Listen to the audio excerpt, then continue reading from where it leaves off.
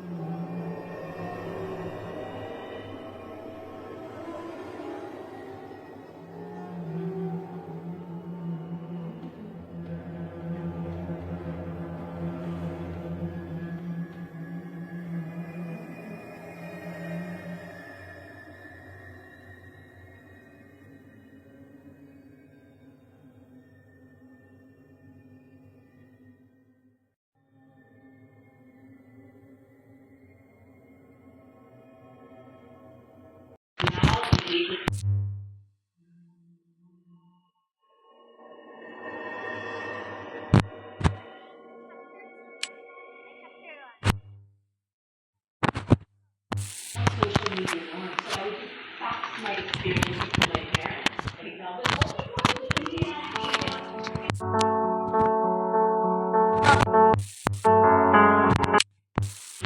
Let's go. Bro, you just scared me. Your granny's in here. Your granny's in here. Granny's in here. Granny's in here, bro. Bro. Granny's in here.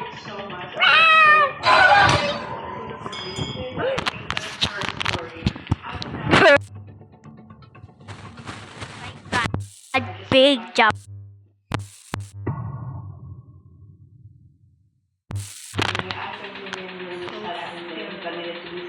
I feel like my path is elsewhere. Like, see.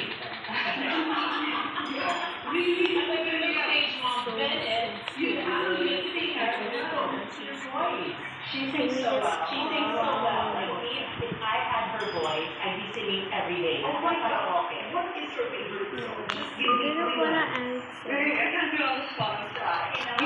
Okay.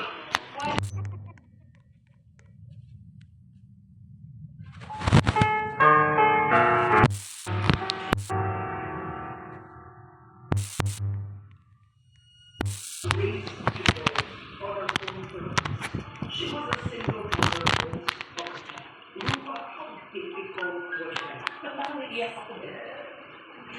it was a fairy tale marriage, and it was difficult, of course, in the beginning.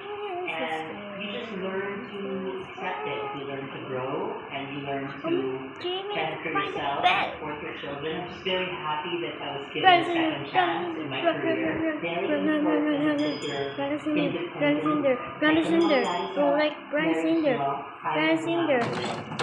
It's very important to earn your own feet, and that's what I'm doing until now. I hope that I share that with both my daughters. I think I've done well, seeing them, and I get good reviews. Because it's hard to be a good cop and a bad cop. Pwede akong malambing, pero traffic din ako, so kailangan matagalitan ko rin sila. I'm happy that they're on the path to making me proud. What was the hardest part of being a single mom?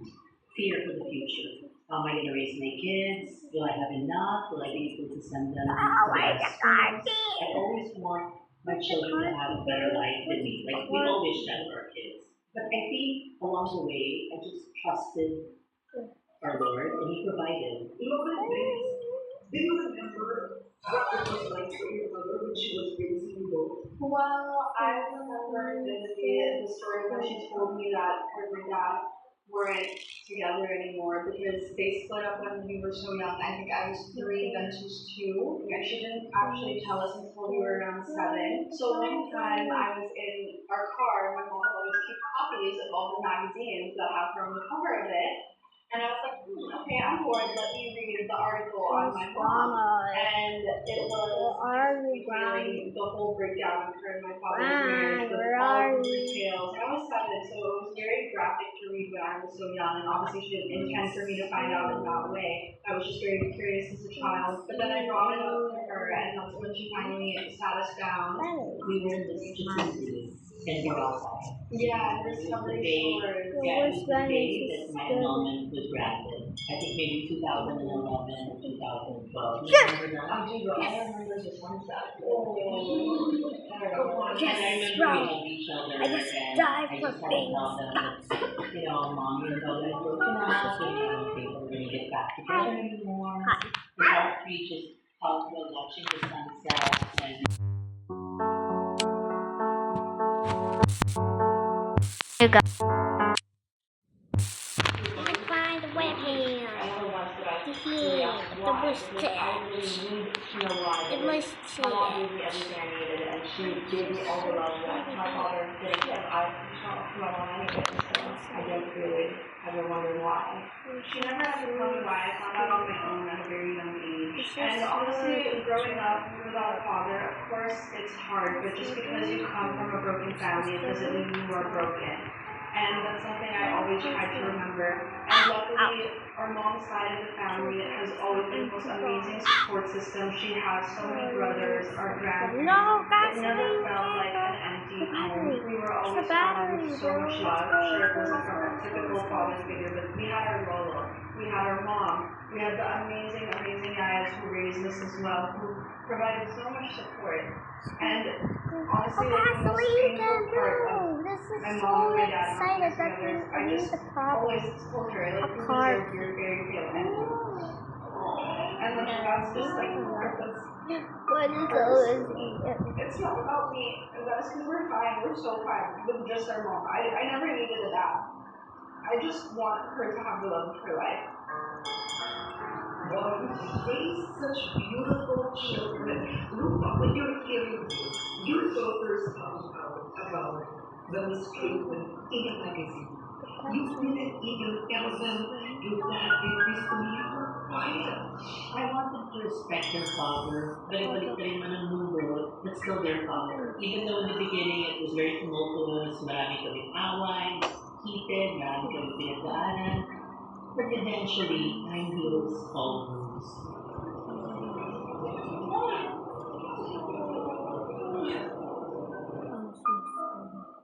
I remember they went to Istanbul 2 years ago. Yeah.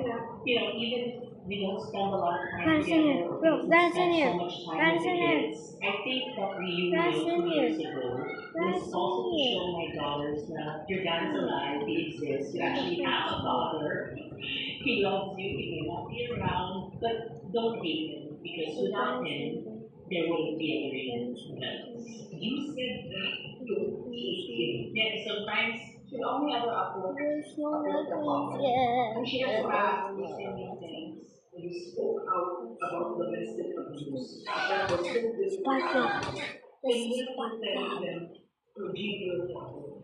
How did you forgive him? there were moments when he was violent. I still believe that he did it because Guys, he in loved here. me. It Guys, was in just his Guys, in way here. of getting jealous. Guys, in here. He never conceded that he was a bad person. That alam ko naman nilala ko, minahal ako, he gave us everything we needed during that time. So gusto kong maalala yung good times namin. I want to remember the past. Don't want to start with the past. Here.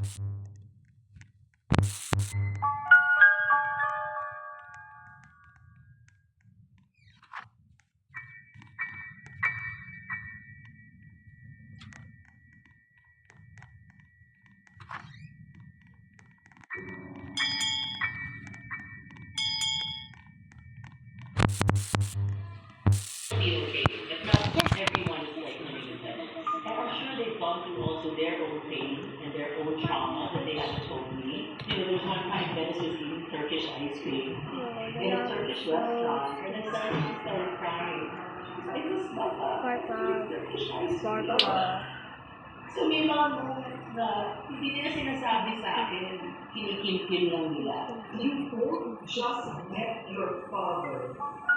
years ago. They imagine it again, long ago. After 50, well, because we don't have any memory of it. What was that like, Dennis? I'll start with you. Honestly, it really felt surreal until Emily and I were 15 minutes away, and we just looked at each other like, this is actually happening. We had been waiting so long for this moment, and at first I was confused, like, oh, someone's helping us from behind, and I was like, who's this? And like, oh, it's my father. And in my head, I was like, this is real. Like, we cannot believe this is real. I felt like I was honestly in shock for the first day, and then I got the hang of it. Very Go first, you go confusing first. time It's the way for in sure, go. because again, it was 15 years and we didn't really know how to act, what the appropriate way to behave was. Like, this is our father, and we are trying to act like super, super close and very open with her, but can I be like that with my dad? It's scary. So that was a hard part to navigate. So communication was also pretty hard. I think that's one of the best things that we got from this trip, though, is learning more about our Turkish culture in general. It's the first thing they told you to do. And my hair was like a red color at the time. He made me dye it black. I did it. So that was a very interesting part of the experience that I didn't anticipate to be as supportive as it was. Okay, wait lang.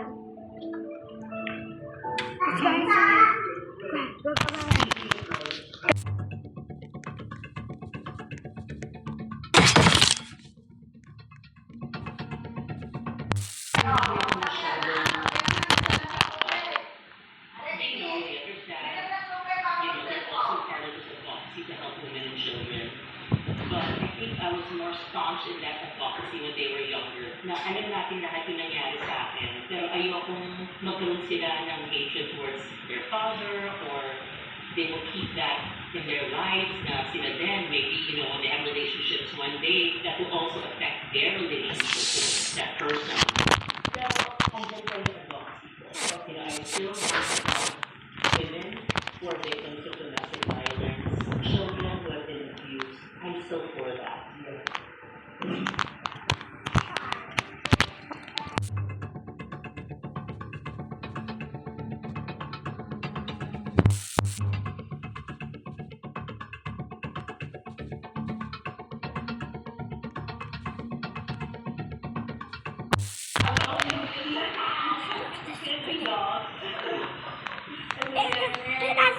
Long-term partner, whatever that looks like for her, I just want her to be happy. So I've never really thought too much about it. Me and my sister don't really get overly involved. What do you see about?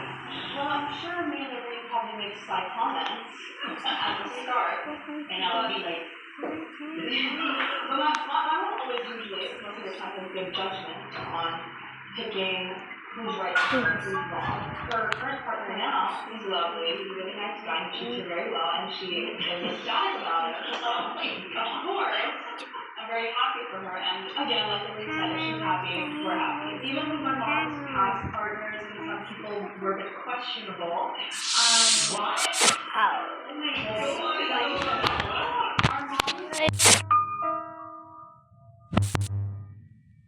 My Laura always fight. That's like been a very big part of her story. Is my mom's a very passionate, force-driven person, and she's stubborn. And that's like the most amazing and unique thing about her. But that's also not something we necessarily know we can change. Will you ever talk about that? Well, I think now, I think it's better that, a quiet personal life just leads to more happiness. Not there to complicate it. Good morning.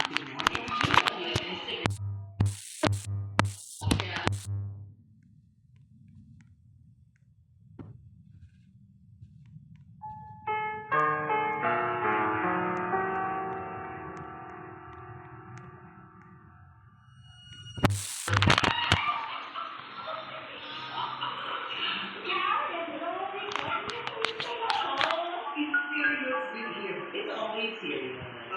You like me. Yeah, I do. And I do. It's very fun. What did they get married? What did you guys say? Yeah, no, 1 hour Whether ago. it's him or not. Get married abroad so you can get a divorce. 1 hour ago. You say no. GMA Public Affairs.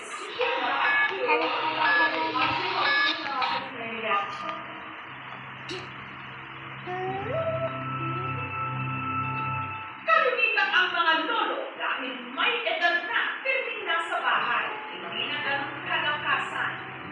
Pero ang binansagang lolo ng Bataraza sa Palawan, umaalin-alin. Napakalakas! Nakapapatay!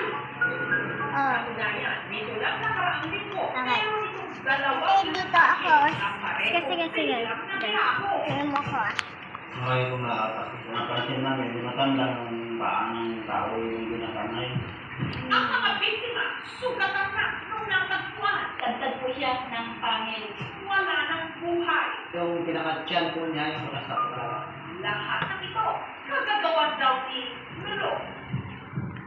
yung ginakanay ni Lolo. Pero si Lolo, hindi tao. O yung lolo kasi na sinasabi namin maming buhaya.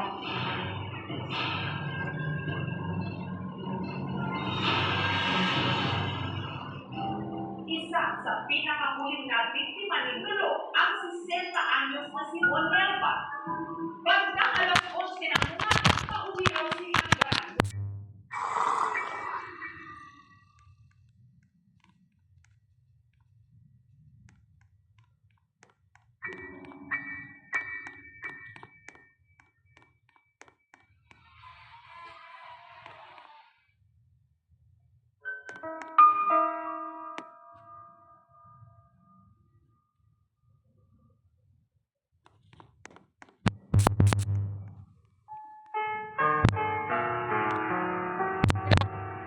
Be alive, okay?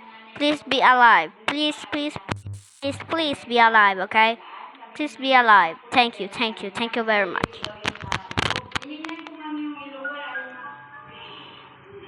Ganun na lang ang pag-aalala ni Moya. Kung hindi makita ang ina, lalo pa may sakit pala ito. Sa pag-iisip. Pinakausap ko si nanay.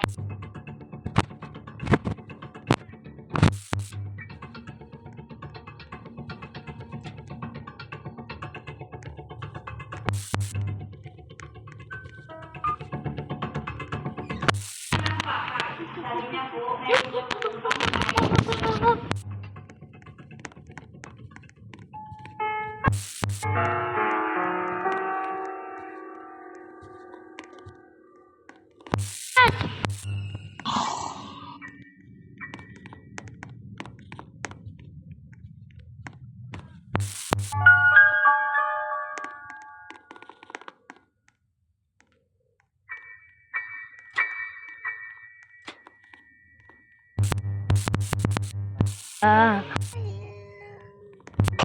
You stupid granny! You stupid granny! You distract granny. You just can't distract granny. Just distract granny. Hey yo, you find it there? And something. Hinihintay ko ng Try not to wake.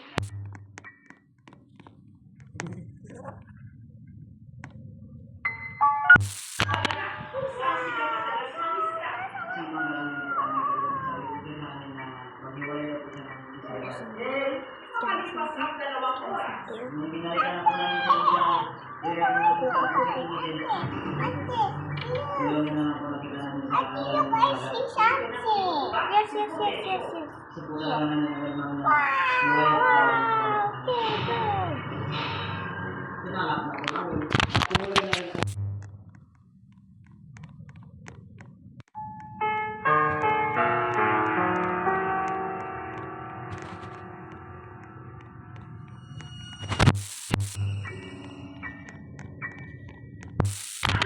nakita na po namin yung makawat nakawutang siya.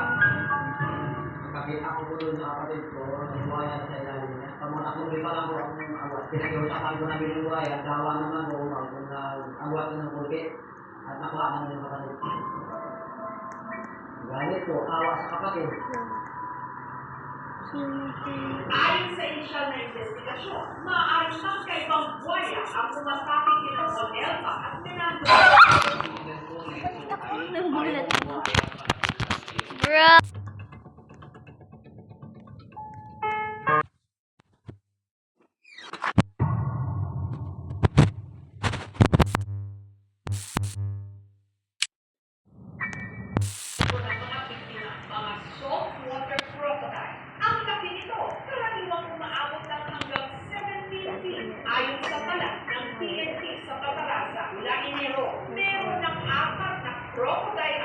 What the go?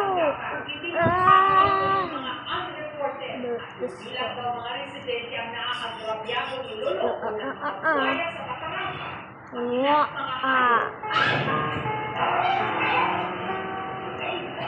Nitong Abril, isang aso ang walang awang sinakmal nang naka-encuentro nitong buwaya ang pag-atake. Kuhanan pa ng video.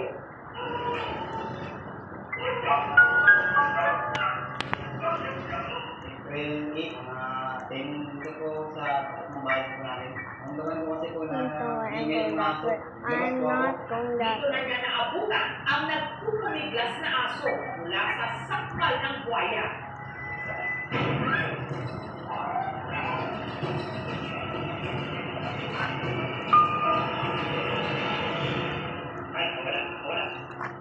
Ang aso, himalang nakaligtas, pero malalim ang sugat nito sa balakang at kita. Ang pinay ko sa kanyang amo, sinusito.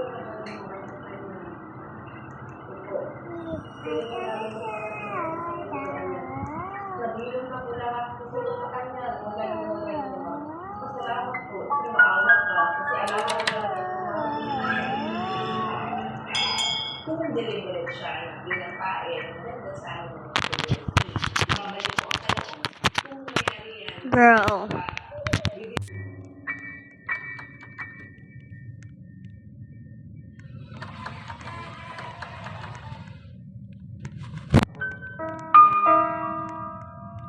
ng mga tao. Dapat iwasan na natin sa sitwasyon na makakalagay sa atin at sa alaga natin, sa alaga.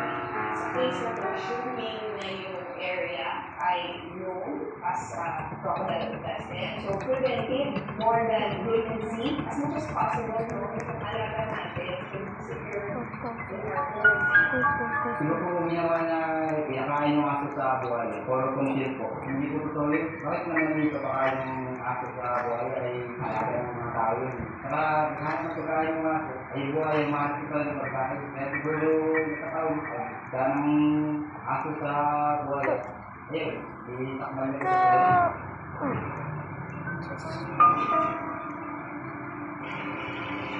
Samantala, nagsagawa ng search and rescue operation ang Palawan Council for Sustainable Development para hanapin ang mga buwayang posibleng umatake din ang inagawa. Buti tingnan mo, tingnan mo. Siguro sa akin na po namin na naipakipigil ko. Kukunin mo na yan, kunin mo yan. Ay, nakuha mo na. Oo, nakuha mo na.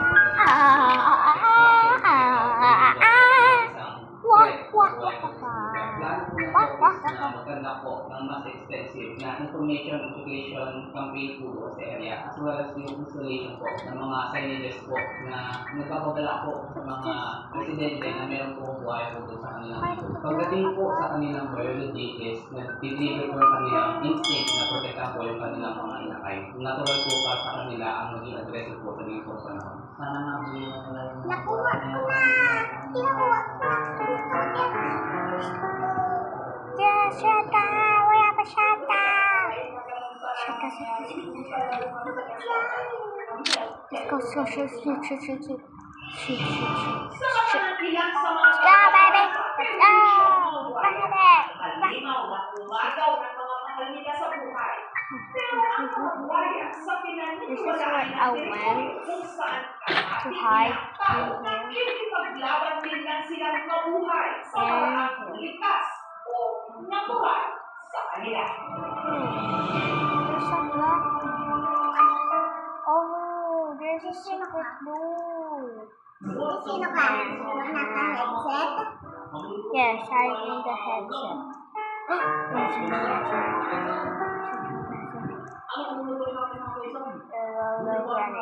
Where are you going?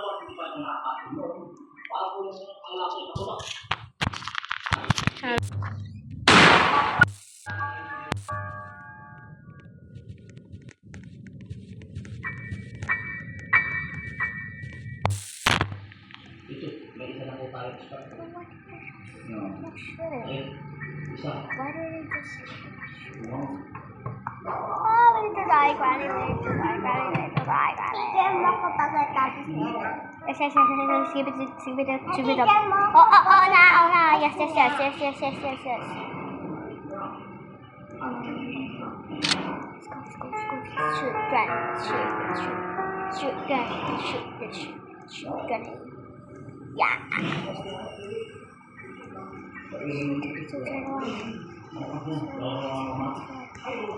Granny, I'm here.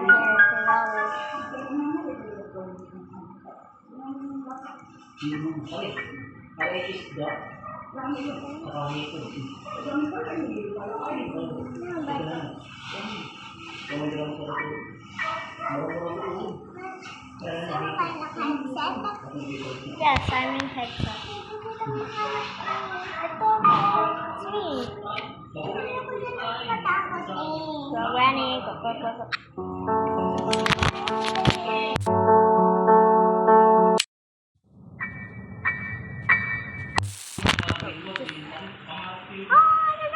Guys, it's twins. We're actually watching his sister.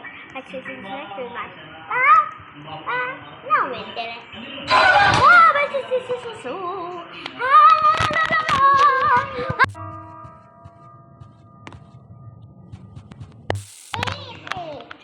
Ayan, whenever yung taksyan. Ate, doon ka sa akin na. Doon ka sa akin. Una. Bilis, doon ka na sa akin. Ito po ay parang walang pinagkakot. May kabisa. Gawa ni pagkatot ng mga balang, matigas ito. Ito po yung Sino ba? Where's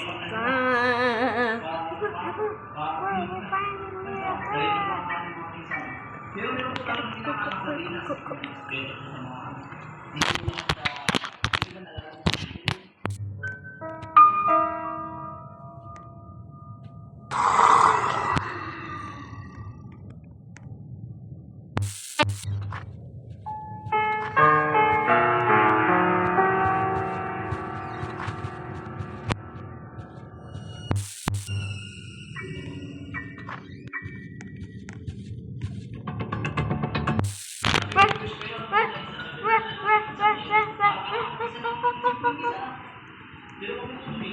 Take another, bro!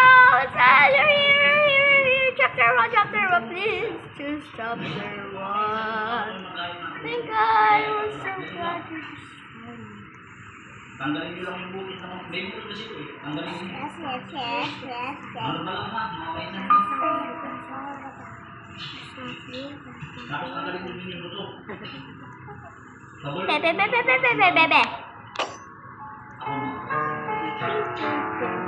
Tapos healthy siya, healthy.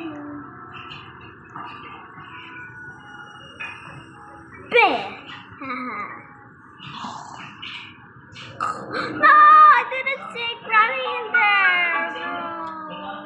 Oh, terrified right now. Spark plug. With and more to go.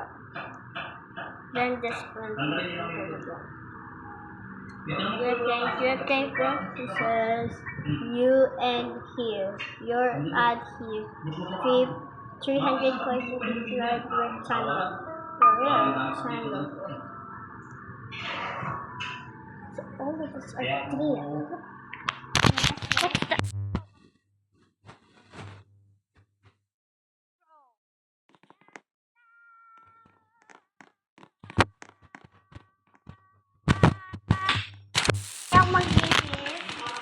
Red. Dito tayo punta ang ganda nito. Saan yan ba yan? Just join me.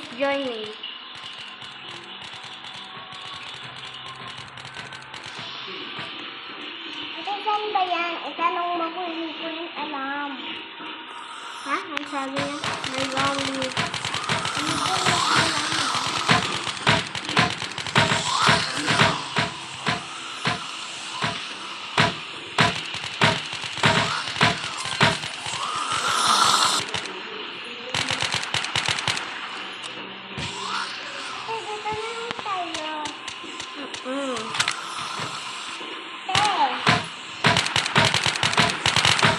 Dito na lang ang ganda. Yeah!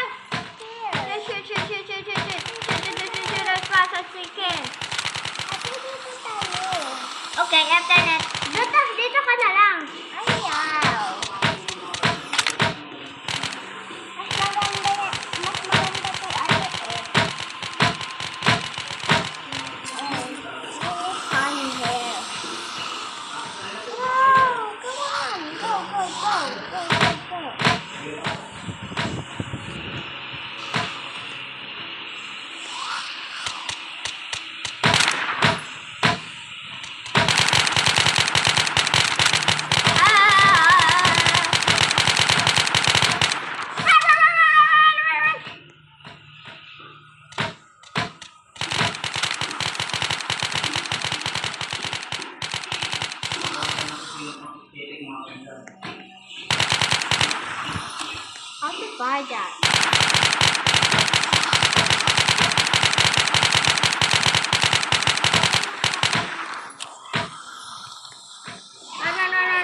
Run. Ang ingay.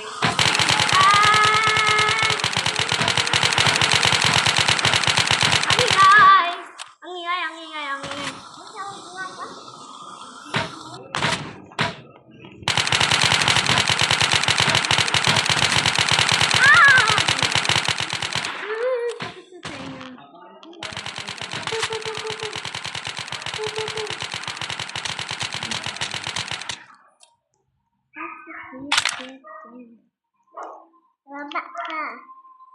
Ba. Is that? Hungry. Okay, I want to say okay. Go. Husay na mga kaisan kakain. No, ain't no way. Ain't no way. Bibilis naman na tayo, mabibili ka naman po tayo ng sili. Ain't no way. Ain't no way. There's no way. Ain't no way. Ain't no way. Guys. Zombie.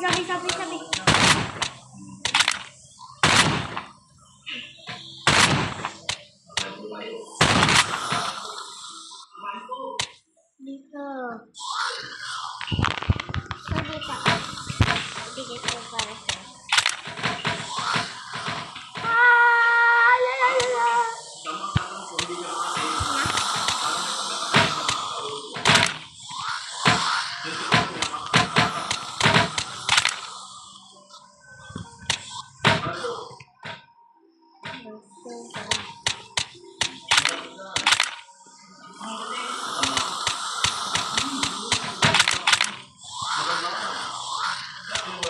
Those zombies are coming in here.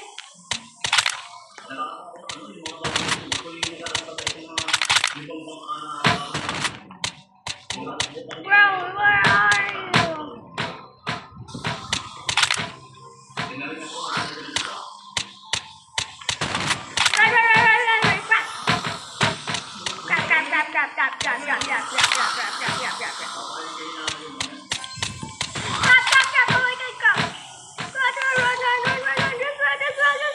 Run. Oh my god, so scared right now.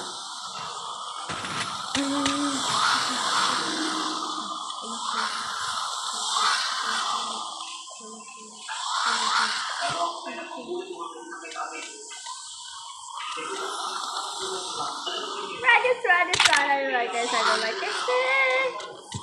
Good bro, go, hit that. Hit that thing. Come.